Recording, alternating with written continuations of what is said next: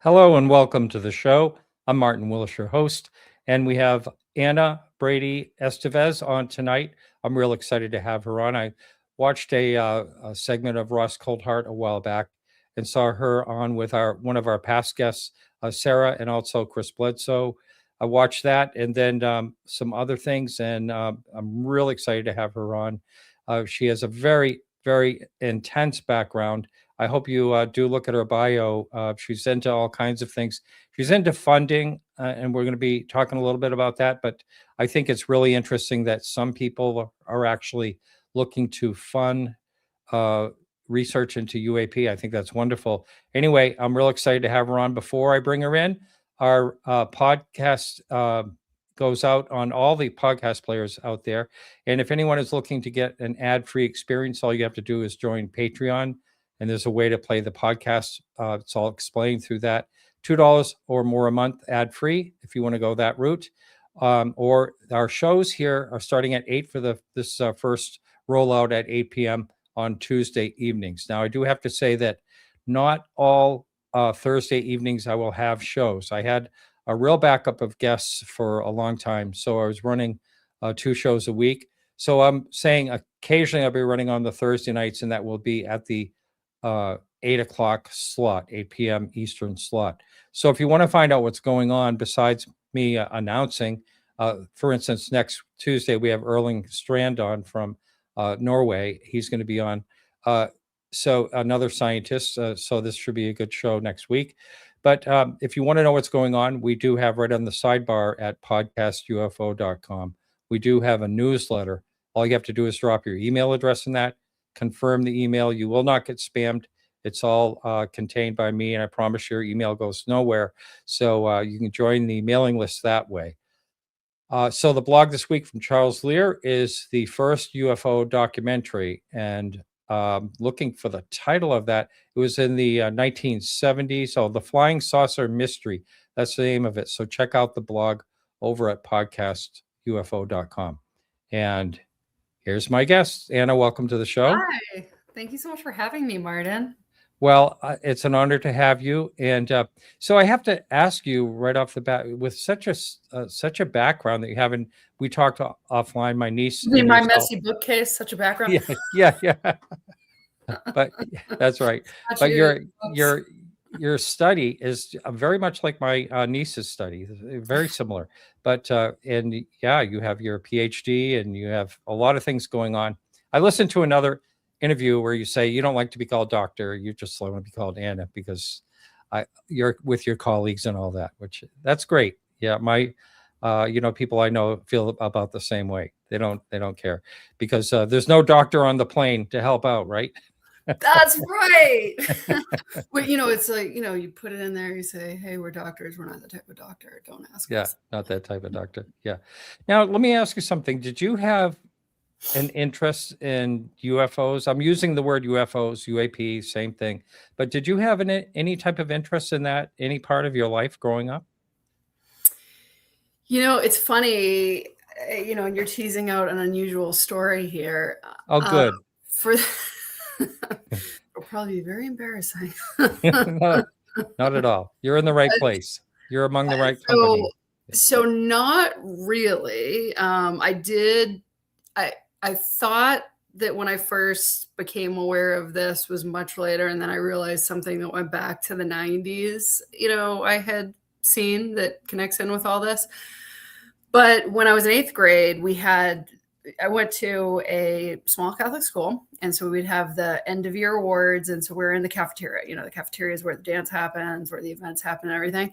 And they were giving people the awards, and then the teacher of the 8th grade said, and we're giving the alien award to, and then I just stood up, kind of. Oh. Which there'd never been any discussions about that. That wasn't a thing. So I got the alien award in 8th grade. So I guess it was all meant to be. Now, but had you ever thought of the topic at all in your life? I mean, some people never do until they actually have a sighting. Well, it's funny. My family is, in many ways very traditional. My parents, and I grew up in a pretty interesting environment. So I grew up in a seaport. I was born in Boston, but I was raised in Salem, Massachusetts. Oh yeah. My family was not interested in us being exposed to the occult or anything like that, which Salem's a funny, because there were some Yes. places that were, black magic, things like that. So we were not encouraged or allowed to get into that. And at that period of time, so something totally different, but just thinking about things that are a little bit outside the scope. I remember when I was growing up, there would be on the tabloids the aliens, and I always Oh thought yeah. that's pretty interesting. But it was something that was very much discouraged in my environment. It's kind of, don't look at that. Tabloids aren't serious. Now, recently I've been thinking, I wonder what it said in those tabloids. We should really, we should really screen those for information, misinformation. It's just being put out there. So it was out there once it really all comes out. I mean, I never read them. So definitely did have that interest, which was told like, no, that's not something that you should pay attention to, a young child.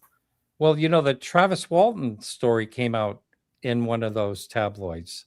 And that was like, but it's kind of like, crying wolf, you don't know what to believe if a lot of it is BS and, whether to believe that story or not. I mean, there was those pictures of Clinton with an alien or Elvis with an alien, all those things. And we know some presidents have seen craft for sure, Yeah, from that's what true. I've read Yeah. or understood. Yep. And yeah, So I grew up in the area. I'm in Portsmouth, New Hampshire right now. I live part-time in Portsmouth, New Hampshire and South Carolina. But and my family's from Portsmouth, part of my family. Oh, is that right? Wow. Yes. Yeah. They were actually building out Strawberry Bank, actually. Oh, beautiful. Beautiful. Well, hey, yeah, that's a whole nother discussion. But anyway, it's I love being in Salem occasionally on Halloween. That's always very interesting. Full month, yes. Yeah, the full month. Is it really the full month? Yes, Oh, it is. yeah. Maybe How more. about that? Yeah. Yep. So I know you're Pretty fun as a kid growing up. It's like Yeah. kind of like a quasi Mardi Gras, or it used to be back in the day with less outdoor That's drinking. well put. That's kind of the vibe you get. Yeah. Yep. So anyway, so now you're involved in all this high tech, deep tech funding and all that. And so how does the whole connection with UAP, how did all that happen with you? Well, so I mean, I think that this field has really advanced so much because of people like you and your listeners. So there's so much that people have experienced and they've shared. And it's interesting that some people just they might not have seen something and they're eager, they're active, they're curious, they're doing things, they're demanding answers, they're helping figure out what's going on. My situation was a little bit different in that I had been told about this years ago, kind of high level before people were really going in depth. And it did still have tremendous stigma, which was very rare conversations, but some very senior people made comments to me, shared some things. So I had heard it from some significant American leaders who had served in government and leaders in finance, business. And I saw things myself relatively quickly around that time. And what I didn't realize is that I had seen some related things many, many years prior that I hadn't connected until I saw different energetic phenomena, in more of a UAP type experience with other people. So I didn't do it. So I saw, pretty, craft orbs in 2010, which was later than when I had first seen some of the energetic phenomena. And I didn't do anything. So it was, kind of to the point I think you're making of, well, how does this connect with everything? And, so many people, there's a curiosity or keep reading. And at that time, it was a little bit less active. And it was just, okay, this feels like it's the thing, very interesting, but now get back to work, right? I was working the power sector at that time. And contrast that. So I was almost like, there's that sleeping knowledge, the adult mind says, what are you supposed to do with this? And the answer was, I did nothing. So for all these people that are doing amazing things immediately, that wasn't me. But then many years later, I was just so ready, I guess. So when the whole thing came back out, and when there was congressional testimony, at that point, I was one of two people that had pitched to our NSF leadership on the commercial side of the House, along with my colleague Rick Shortfigure, to start the space portfolio at NSF. We worked with NASA on that as well. And that was probably the 2017, 2018-ish timeframe. And Rick actually led it at that time. And so then I subsequently led it, because at the time I was leading the energy portfolio and environmental portfolios. So was working in energy, was working in space technology. By the time those hearings were taking place, I think was around the time that I was getting very active in space with NASA and the interagency. And I thought, when I saw, Grush and Ryan Graves, Yep. and Fravor, I thought, this is great. I'm co-chairing interagencies. I don't remember if it was right after I was co-chairing under the White House alongside NASA, or if it was right before. But I'm thinking, I'm probably going to really they're going to start pulling us into these very exciting meetings. This is going to be great. What a place to be. This is very interesting. And then there wasn't a whole lot of that coming out of certain areas. And then our scientists were bringing it to us. I was seeing it in my portfolio. And so when some top scientists came to us, Hal Puthoff, Charles Chase, many others, we had a group with Richard Bandurek, with Larry Forsley, Donna, who's deputy chief scientist at the ISS, many other people across the government, NASA, DOD, DHS, people from Space Force, so many great people that we were collaborating with.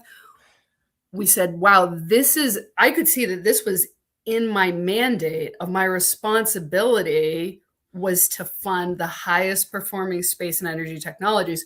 So instead of it being what do I do with it? It's, I do this all day, every day. I fund high performing space and energy technologies. And by the way, some of them were working on warp drives. Some of them were working on anti-gravity already that I had funded. And I thought, oh, okay. So this UAP thing, we are directly positioned to have this as part of our core work. And we already do. Very, very interesting. Very different from, okay, what to do with this? Nothing from 2010. So I had some time for it to simmer on the back burner, I guess. Yeah, right. And can you please, before we move on, can you please describe what your sightings were? A little bit. I mean, I've seen a lot. And, I think I noticed the title here is Evaluating UAP with Scientific Rigor, right? Well, it took me a long time to figure out what. Okay. So we can, so honestly, so there are things that are really carefully measured. There are the things that observed up close. There are the things that correspond to other people's observations. And there's just such a breadth of amazing and unusual things, both in conventional science and then certainly in the UAP anomalous phenomena. So I've seen a lot. And I also like to, rather than focus on me, I've really enjoyed trying to focus on, I used to think this was unusual, right? So 2010, I thought this one was unusual. It was still time that people were uncomfortable. And then what I found was sometimes I would be trying to share information with somebody about seeing an orb or seeing a craft, and then they'd say, well, I saw this being. And I'm thinking, wow, that sounds very hardcore. Yeah. I don't want to say more interesting because they're both interesting, but so, I mean, I've seen quite a spectrum of things. The one that I usually talk about is the 2010 one, which it was orbs that looked like, and so what it was, what it wasn't, and we even have some footage of this. So we even can hear ourselves as scientists who were not at the time fixated on UAP. So we're saying, that thing looks like it came out of the moon, which of course, did it come out of the moon? Was it just in front of the moon? You don't know type thing, right? So there was something that looked like it came out of the moon, whether it did or whether it was positioned in front of it. that was an orb, and it's orange and it's kind of almost, and I'm not, my strength is not precision English communication. I like to say I heart engineering, but I think the right word would be pulsating or throbbing, Mm-hmm. orangey reddish, which some footage, that subsequent ones that we've seen much more recently, when you zoom in on, when I've seen other ones zoomed in on, they've got actually extraordinary range of colors. So you think you're seeing orange, but sometimes my friend that I was with, she got one that we saw on the coast this fall, and it was just so beautiful, and that there was just all these colors in there. There was green, I want to say there was white, whereas when you're just seeing it almost like an impressionist mass, it looks like this orange. So anyway, potentially very large. You don't know how far away it is, Right. Almost like a sun type thing. And if you don't have that frame of reference from multiple perspectives, where is it, you don't know. Then orbs came in more closely, which were like, and I've seen a wide range of orbs now, and these ones were more, they were really brightly beautiful, like almost like a mini sun, and it was more that whitish, yellowish color. Mm-hmm. Because I've seen all sorts of colors of these subsequently later, oftentimes further in the sky. That was probably, 40 feet away type thing. Wow. And the size, as I've said many times, is kind of like a ball size. And how do I know? Because I'm not measuring it. It's based on the frame of reference that it was in front of a tree trunk. So, since you don't know how thick the tree trunk is, I mean, you think the tree's probably like this or like this. So, and then those orbs behaved like they were sentient. And when I say sentient, I don't mean that they're necessarily beings. I mean, it could be a drone type thing. Mm-hmm. Mm-hmm. But, if you're looking at something, and you like, whether you're looking at a bird or a person or a drone, when you understand, it feels like you're being watched and you're being engaged with. Mm-hmm. So then it didn't leave randomly. It left up a path. So the person I was with and we followed it up the path. I mean, this sounds like ridiculous. No, I've heard so many similar things. I mean, I just got to apologize to people listening to this. Because I'm a scientist, and if I hadn't seen this, it sounds ridiculous. But yes, so it went up a path. We thought, hey, we're on vacation. Let's get in the car. Let's follow it. So we follow it. It goes to an airstrip. Okay, so it goes to an airstrip, Wow. and and then there was these things coming in and out of the sky. The person I was with says, there's like a mothership effect. And then we're staying there, and there's this flash, like a flash in, and you hear us say, oh, and then there's an expletive, right? And then, we're young scientists. This is 15 years ago. So we're saying, that couldn't have been lightning, right? Was that lightning? Yeah, that's what you should do. Try to figure it out. Yeah. But we had the perception that there was a craft that came down behind the tree line. And when I say this was an airstrip, I mean, it's not an airport. It's more like if you've been to some of these places that, there's, I don't know, whatever the length is, where you could get a small craft in and out type thing. So it seemed like behind the trees, a craft had fallen, and there have been a lot of orb activities. I mean, this was a multi-hour experience.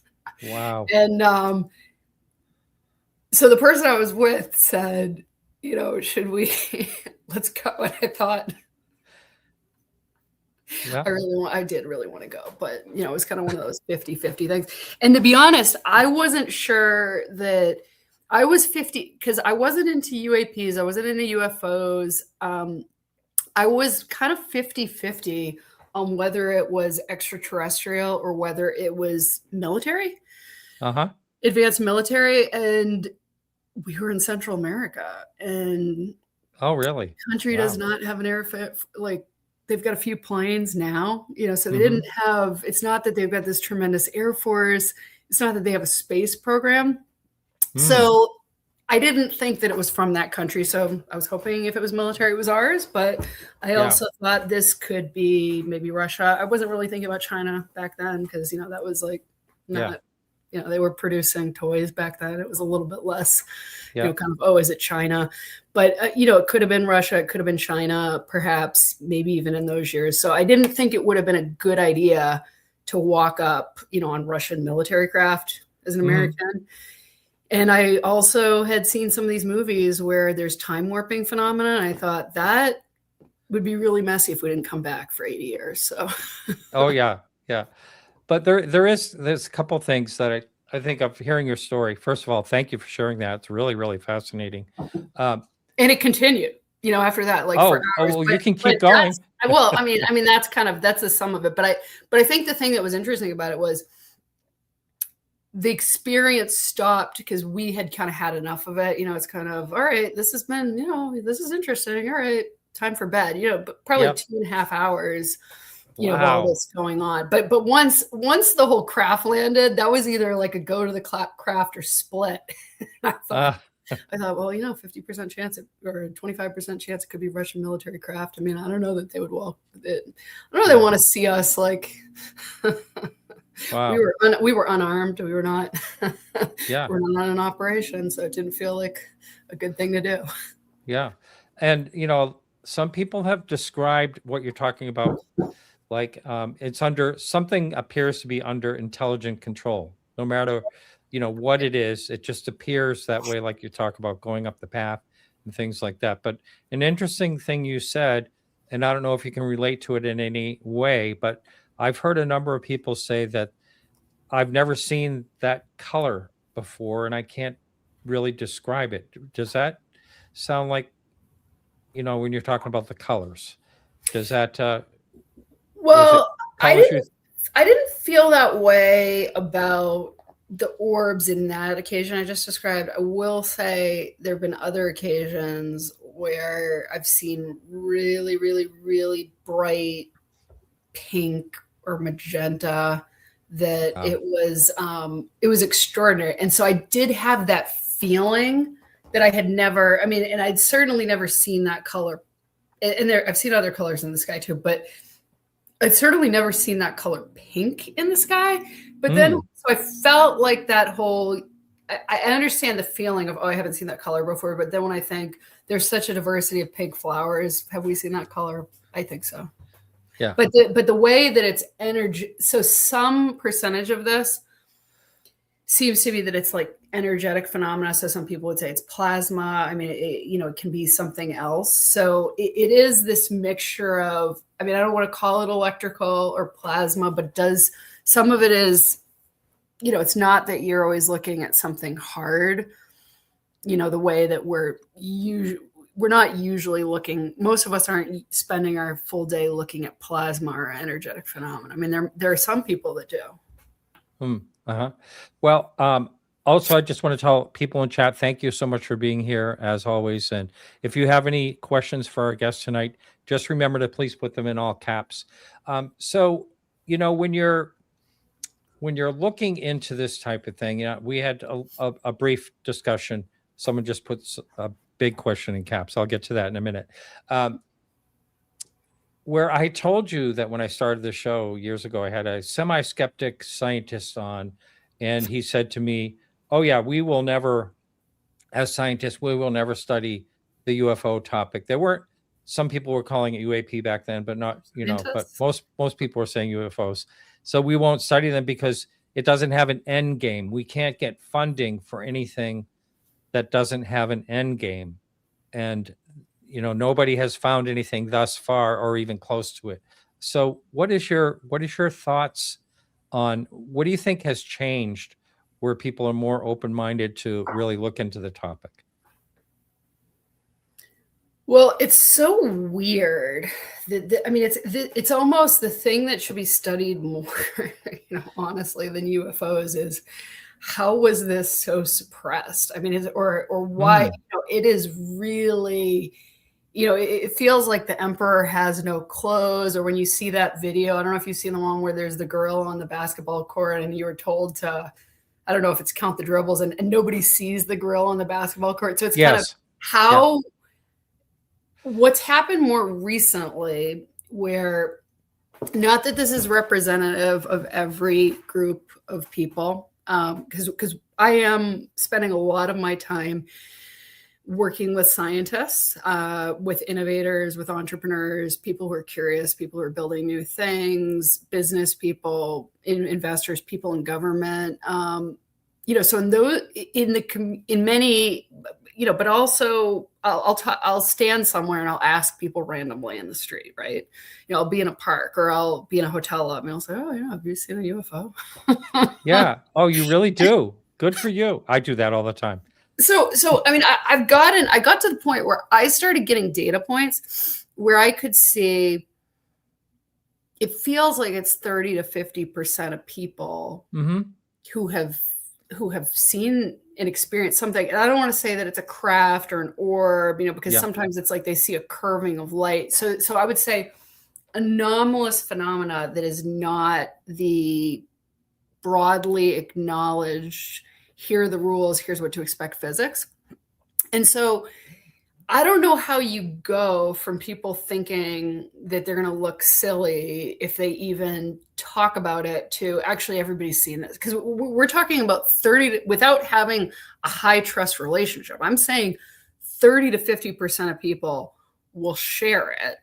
And then the other thing that's really interesting is a lot of people think they haven't seen it. And then you talk to them and say, "Oh, well, there was that one time I saw a huge orb over a football game." Exactly. It was the size of a car. And you think, well, yeah, that sounds pretty interesting. Or my uncle, a lot of people talk about relatives too, when you get them in a maybe conversation. Like my friend did this. Is this like in school where it's like, "Oh, my uncle," and it's like, "I have a friend." You're in middle friend school, of a friend. Who X, Y, Z. Yeah. So, but I do think that your guest brought up a really smart point, which is unfortunately, and this is why we're so passionate about bringing capital to people, is unfortunately science and business, science, everything is kind of, what can you get support for? So when there's an inability to get funding for a certain viewpoint or perspective or whatever, that can really clamp down and crush the moving forward in a certain area of science. So whether it's real or whether there's a perception, and I mean, that's true for anything, right? So the complaint about there not being publicly visible, like really visible public funding, which doesn't necessarily mean that there hasn't been a lot of funding of these areas. Some say they might be the largest. I think some people have called it the Manhattan Project on steroids. So that's kind of large. Kind of a large thing on steroids, but that lack of visibility is definitely something. But I think that we were in a position a couple of years ago. So I think the congressional hearings were very helpful because of the seriousness and the pilot. So that was huge, but it was still remarkable and unusual and shocking. We had a community, both across the interagency, and then I had personally funded over 300 companies. So I spent 8 years or so every single day assessing teams and technologies for how disruptive is your technology. And so we had a community that literally took my portion of it, and then other people brought their portions of it, that it took literally decades of people time, that it was distilled for these innovative thinking, want to know how to break things and rebuild them type people. So then when we had those conversations and brought some of these technology discussions to those groups of innovators, we thought, "Oh, is this going to be weird?" And I'm a happy person, so I smile, I giggle. But it was kind of people get upset about the whole, "Why are you giggling?" I think, well, if it's something's fun or cool, it's okay, you can giggle. But we thought it might be kind of that weird moment. And then when after we had like a big UFO UAP talk that we hosted in the government with over 100 entrepreneurs, I did a follow-up questioning saying, "What do you think about this?" So the first person said, "This is science. We must know what's out there." And I thought, well, that's pretty interesting. That's pretty cool. The second person said, This is all up in pilots' faces all day, every day. Hmm. I thought, wow, we're way ahead of where I thought we would be. There was Wow. just a tremendous level of openness from That's people that their whole thing is building, challenging. And what I would also say is disruptive science, people never agree on. And this area has got so much higher levels of interest and really support than any other areas. And I also co-chaired the digital assets R&D agenda, including digital dollar assessment, alongside the White House. And let me tell you, in the prior, and I've worked across both Trump and Biden, in that area. And the Biden administration, let me tell you, there were a lot of people, there were way more anti-digital assets folks than there were anti-UAP folks ever. really, From what I can see. Oh yeah. Because most areas are controversial. So whatever it is, and I told you, I'm sorry, I've got a little bit of cold and I'm a little sick today, yeah, so my eyes are yeah. watering. But yeah.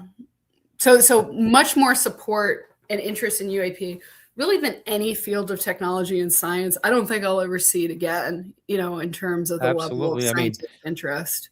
it's such a sea change from the way it used to be.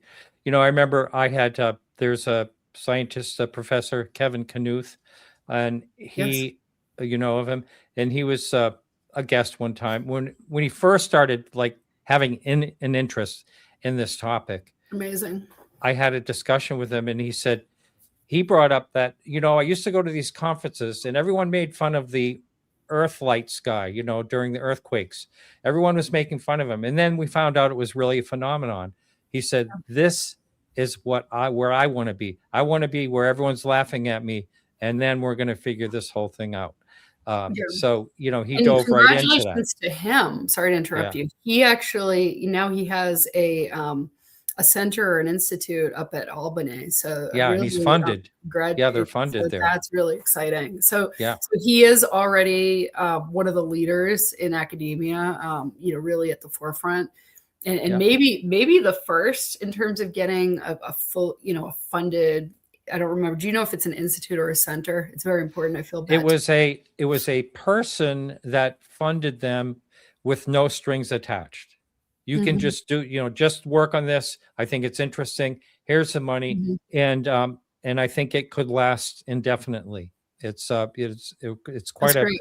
I didn't get the whole So I think idea of we'll it, but see more probably of that, hopefully. And I know we're definitely looking to bring capital to innovators in this space. And, certainly on the company side, we just see both already so much really interesting work, R&D. And to your point about Endgame, it's pushing straight to solutions. So mm, I do think the point for the people who aren't interested in this, you don't need to be, and then when we get to the point where how does it impact your life, mm, beneficially or otherwise. And so people are really trying to push though to get it. So, do you have more energy abundance? Do you have higher performing agriculture? Are there computational benefits? And many would say that some of the leading innovations have come out of these reverse engineering program. So that's something that was brought to me both in my personal capacity and in my official capacity while in government. I mean, I shared that in briefing Congress, and obviously I wasn't there, at the time of mhm. reverse engineering or not semiconductors and lasers, but there's some very, very serious people who have shared that. Isn't that something? Well, I mean, Yeah. as far as I was going to ask you at some point, when I also ask you now, I was at the both the first two hearings, and I got in the door, just barely got in the door, when David Grush was speaking, and my producer and I and Chris Lito, we just barely snuck in, and it felt so historic to me. Oh, that must have been amazing. I was at the one after that, and then I was at the Yeah, I one was after there too. that I was one. there too. I was at the Yeah. one after that one, but I didn't get in because we actually were in line early enough that we should have gotten in, but Oh, we kind of just spaced out because we hadn't slept and we walked. We went through the security really slowly, which we thought was good because then some people got into the room who hadn't been to one. But when you say the first and the second one, it's interesting. The first one was actually not the Grush one. It was maybe. Oh yes, I know that. I know what you're talking about. You go to, So like, go to the Grush one when you say I went to the first second, one. basically the second and third. You know, Yeah. you're right. I But know the first one. The first one wasn't. The first one we think about, but yes. Yeah, the first one wasn't open. It wasn't open to the public. Oh, okay. Yeah. But it was taped. Yep. Yeah. All right. So, but anyway, I was just wondering when you heard, because it was a kind of a hard pill for me to swallow when I heard, I heard David Grush being interviewed prior to that, and he was talking about the captured craft, the reverse engineering, and the biologics, the NHI, and all that. And at first, I was like, "Whoa, isn't that's almost like too much? Everyone's gonna just say he's crazy, and and all this stuff, and just ignore it." But I was pleasantly surprised that a lot of people, not a lot, but I mean, a portion of people did think this is a possibility. And so I want to ask you, first of all, how you felt about all that when you first heard about it. Did you think it's a possibility? Well, so I think what I enjoy, so I'll get into, I mean, I've actually subsequently seen biologics, but Huh? I'll get into that. But at the time, I thought, if he just said, I saw some flying saucer or something, I mean, I don't know how much that would have captured my imagination or the imagination of the American people, but I just remember the snapshot of it, and Grush was, he looked pretty freaked out, understandably. I mean, he had been through a lot, and he's saying, he's talking about, and there's biologics. And then I just remember the clip of, there's AOC's face. It's kind of, Yeah, but it's kind of the what? yeah, yeah. but you know what I mean? Like, you can't even say the words. And so the way it kind of took people off guard, I think it was a truly viral moment that pulled us in a way that I don't know if talking about orbs and craft. So it's interesting because then, so that was, I feel like that was what really got people's attention. And at the same time, then people didn't really want to talk about beings, and they still don't now. I've actually spoken about some of these things before, and I've been a little bit uncomfortable talking about it too, but it's been edited out. Oh, wow. We're live, Yeah. so it can't be edited out. Yeah. So did I hear you say just a minute ago that you have seen biologics? So I've seen, and the reason, one of the questions that I had was, why are these things being called biologics, right? Because that, to me, it felt like, is this disrespectful, or what does it mean? Or does it mean if it's engineered? I mean, what does that mean? Why are they using the word biologics? So what I've subsequently seen is, which I understand might be very close to what David had seen, is in terms of not necessarily the same place, not necessarily the same beings, but something perhaps similar, was these exotic biologics. And when I say exotic biologics, and I went with a doctor, they're not human. So the doctor said not human. There's been DNA testing, not, you got to have your own DNA testing to a certain extent to really know if the results, or what are being claimed. But the shared DNA testing, which should be validated, is that it's, 15% overlap with terrestrial DNA, 30% overlap with terrestrial DNA, which is very, very, very low. So those tests can be complex, on archaeological samples. So it's not that there aren't errors that could be introduced, including having a much, the newer terrestrial DNA being amplified up to a much, and it doesn't need to be terrestrial. It could be common type DNA. But seeing something that is not human does not make it extraterrestrial, right?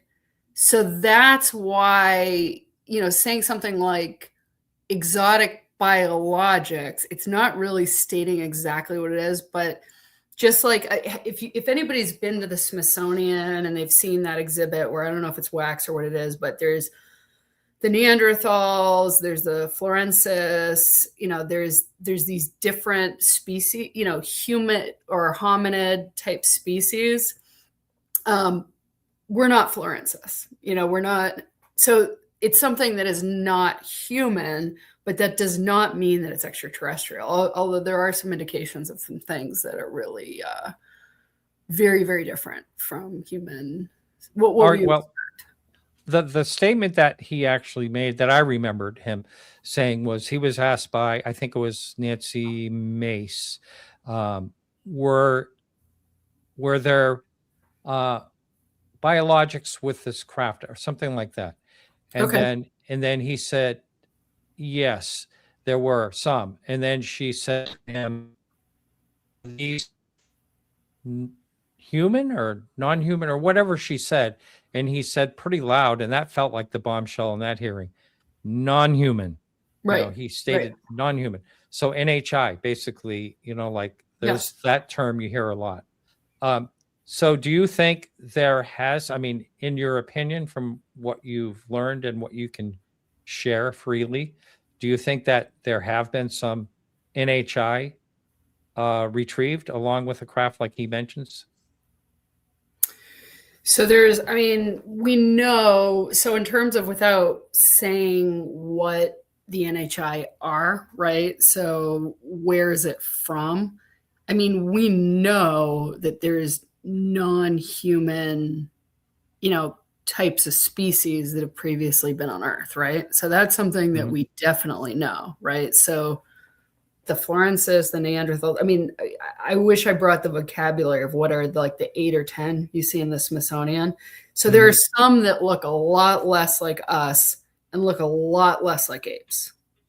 Yeah. They're just way like further, upright, and in some cases they have the three fingers, and they have these extra, it's not 3, it's probably 4 or maybe even 5 of these, whatever you call the joint here.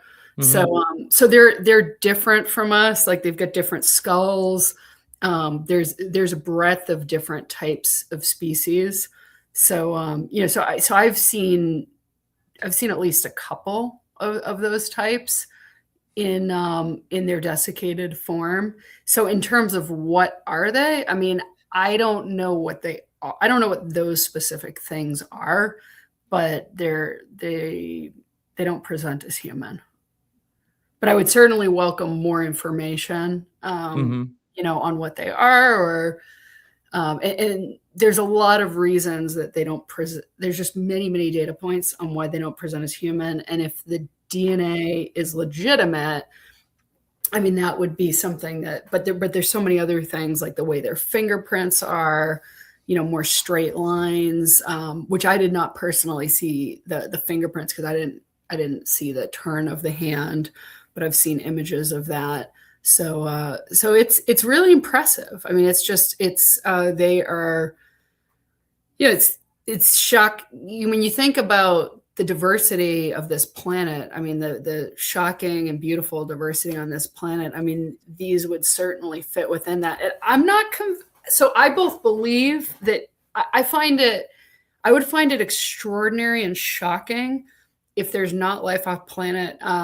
It just doesn't make sense from a logic standpoint. It's kind of, we've been told, oh, don't think about that. But I'm a mom, right? So it's like a sandwich gets left in the back of a car, all of a sudden there's stuff growing in it. There's, you're like, don't stay away from soccer socks, right? And then, so they just, we have life in clean rooms. We have life in all these, and Right. these planets throughout the universe, they've got the same elements, across these planets. So the idea, and we get there's asteroids that come from place to place, that can carry materials. And then we as humans have put beings in orbit. We've put beings on the moon. We've put equipment on Mars. We've sent probes way, way out.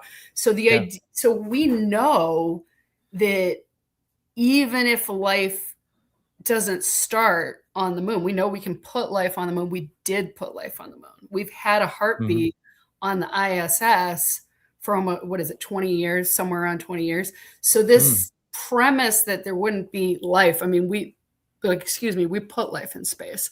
So that said, some of these exotic beings, I mean, they might have been living here, that it's not just because they're different from us doesn't mean that they couldn't be obscured and here. So I guess one of the questions that I have upon seeing these things is, because that would be a really interesting point for disclosure, is because obviously we have conflicts between human beings.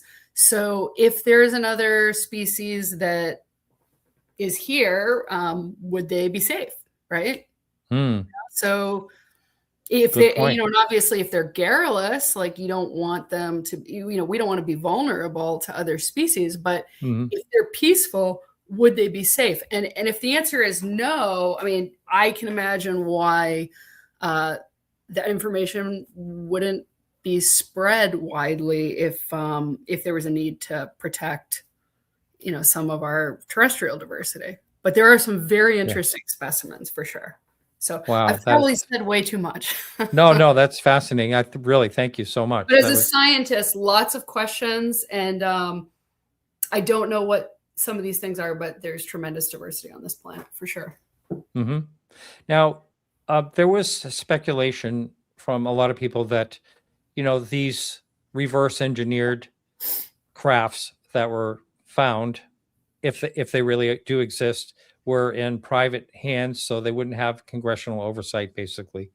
And I mean, that's again speculation. But the Schumer rounds bill that they tried to pass, I think it was last year, was it, or the year before? In that they had this eminent domain type of situation, like if you have this, you have to give it up, and that did not happen. And what did you think about that whole thing when that was going on? So it seems that the way that was put together was, I believe it was very well meaning, in the spirit of disclosure. I mean, I come from a business background, right? So, so it was interesting. I was just up at the Yale Club in New York City, and it turned out that the Yale Club, I just found this out, served alcohol throughout the entire prohibition. Because can you believe it? They were serving booze or whatever they were serving for 14 years. Now, how did that happen? They knew the legislation was coming, and it was, okay, you're going to be able to serve what you have on hand. So they stockpiled over 14 years worth of alcohol. Oh my God. So as a business, so I obviously hadn't thought of that example until this weekend when I heard that, or last week. And, but when I hear eminent domain, a business person thinks, if you want to keep your stuff, get it out of the country. So I hear eminent, like we're coming after your stuff. I mean, I just feel like if you wanted to push materials out of country, I can't imagine any faster way than to say, give us your stuff if you want to keep it. So I don't know. That doesn't mean that there aren't other considerations. So I'm not a policy expert on all the legal dimensions, but I just know that business people, okay, you told them that you still have ownership and you can do, but there might be a point where we take it. So then what do business people do if they want to keep it? Yeah, that's a good point. And I've heard other people say, that was a little bit too far to go. And so, but I think there's some reasons why the point was more, so I think from the well-meaning standpoint, there were good goals for why that was put in there, which was more have the ability to access it, maybe have the ability to do good with it. So I'm not trying to any way undermine or attack the goal. I just think that you can send the market a signal that it might not work out the way you expect or hope for. Well, I know we're kind of running a little bit short on time here, but I did and I apologize for the people in the chat room not getting your questions up. I do appreciate you being here every week, but and I may get to one or two of them, but if there was a situation where people could fund something, what is it that they're funding? Is it some type of scientific instrument, or I mean, if people are funding for UAP research, what exactly would they be funding for? Equipment and things like for detection, or? So there's a number of things that people brought forward. So there's certainly sensing, right? So sensing and data is something that can be very helpful to try to learn more. And it's also something that is well aligned with Golden Dome, right? So a major national initiative in the U.S., which is what's in our skies and how to defend the country, right, against whatever. So there's major opportunities for that. There's also when people see these, oftentimes what they're talking about is the hypersonics. They're talking about, or in some cases, they're even talking about things that appear to flash in out of nowhere. So you're talking about, versus readily acknowledged consensus technology, not to say that there aren't people who know what it is, or have hypothesized, but much higher performing space technology, propulsion, some of the materials that have been described. You're talking about much higher performing materials and materials control, and some of the materials, the way that they're layered, it looks like acknowledged technology doesn't always describe how you would achieve that terrestrially.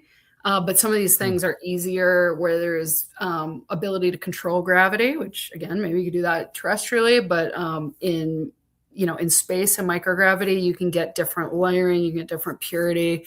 So some of these things might be quite easy in space manufacturing. I don't want to trivialize it.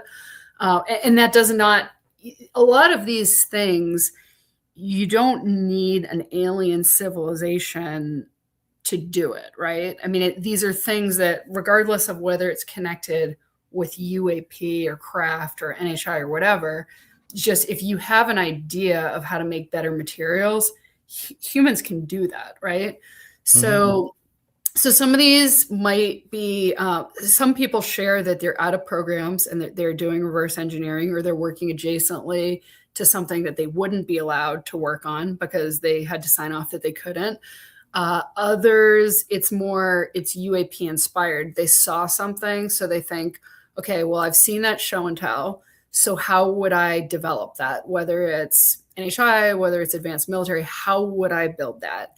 So, and it can also just be inspiration. I know you've talked about consciousness. So at the end of the day, we're more source agnostic, in that we're looking at why is something much higher performing.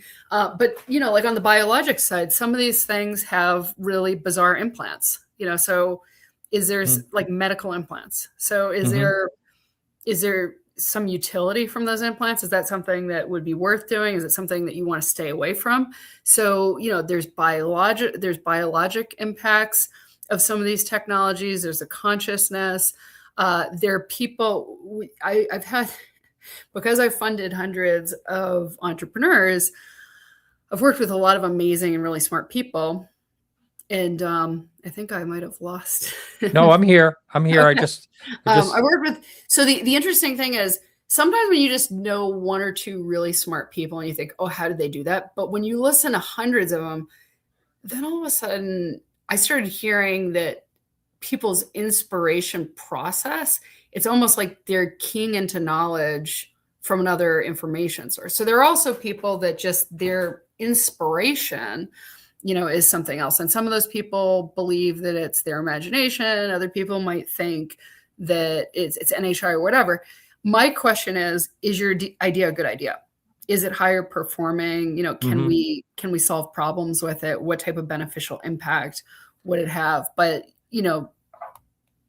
environmental technologies, health technologies, defense technologies. And the defense technology part is one of the reasons that for people who have had concerns about some of these technologies going more broad, the flashing in and flashing out is great in your morning commute. It's not great if it's carrying a weapon somewhere. So, you can understand why people with those responsibilities would have responsibly those stewardship concerns.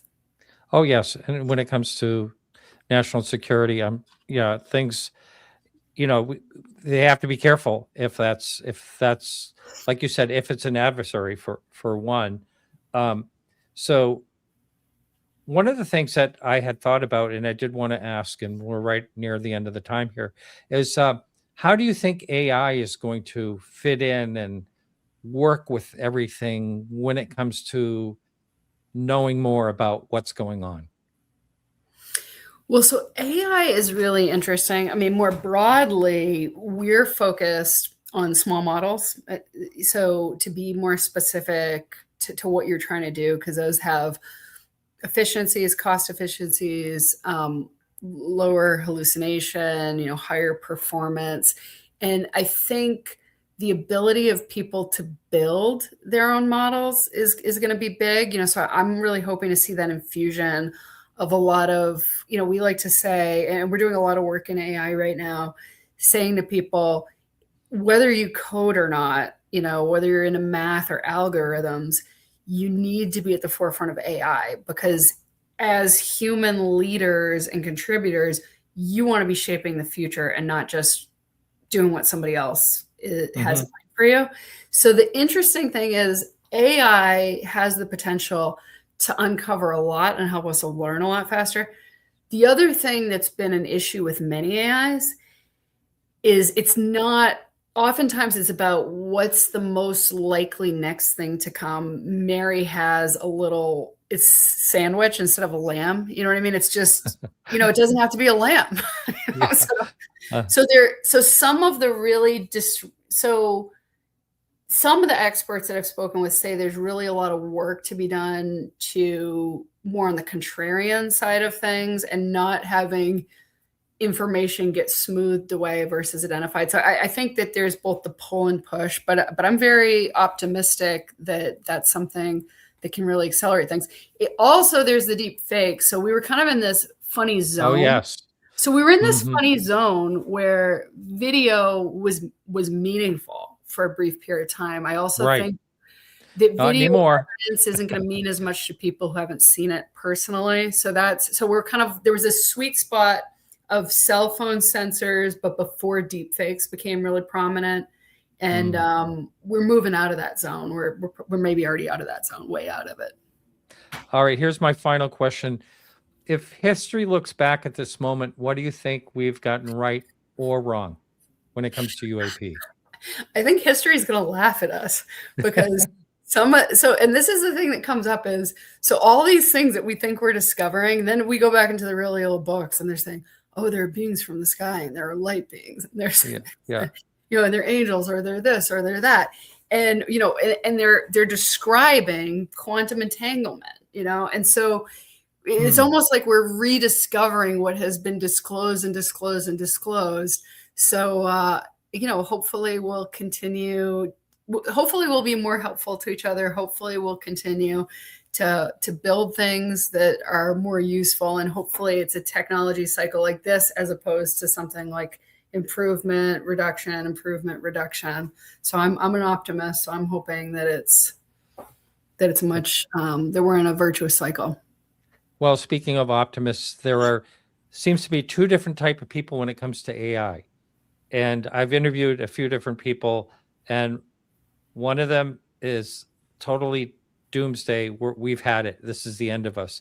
And others are thinking, this is great. We're going to be able to solve a lot of medical issues, all different types of things like that. It's going to help so much. I get excited about it, but I'm also scared.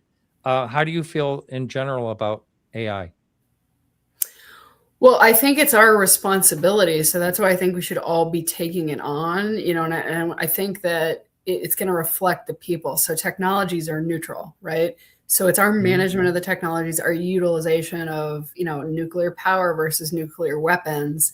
It's how you use the technology and what you design it for. So I think that, and it's interesting because I do see people that it's almost like there's two features that are being seen, and one is really extraordinary and the other one is total destruction. And it's, let's invest in the amazing and not the destruction, please. Yes. Don't we get to choose? So if we can choose abundance and taking care of people, why choose total devastation? It feels like we're smart enough that we should be able to get that right as a species. I hope so. I really hope so. Unfortunately, there's always the bad actors, as they say. But I think if we get the right guardrails in it, we're going to have quite a ride in the future. People are working on those guardrails, so we gotta build that tremendous future together. That's right. And it's one of the first type of technologies that says, yes, we do need regulation. But, a lot of them are saying that are involved in it.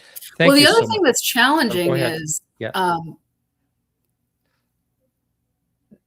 the experts don't really, it's when you think about what's required to build AI versus to manage it and just how it is integrating with everything, it's hard for anybody to be in the driver's seat on that. So I think part of what we're seeing is really just an opportunity for more engagement, right? And so if you get more engagement of society, you might not need as much regulation because you just have that, that flow of different, controls that are coming in from better ideas, understanding of, what can go well and go wrong. So, Excellent. Well, you've been a wonderful guest. Thank you so much. Thank you. Hope to have you on again someday. So nice to see you. Thank you, Martin. All right. Take care. All right. So we'll be back next Tuesday at 8 p.m. with Erlend Strand from Norway. And thanks so much, everyone, for being here tonight. And remember to keep your eyes to the sky.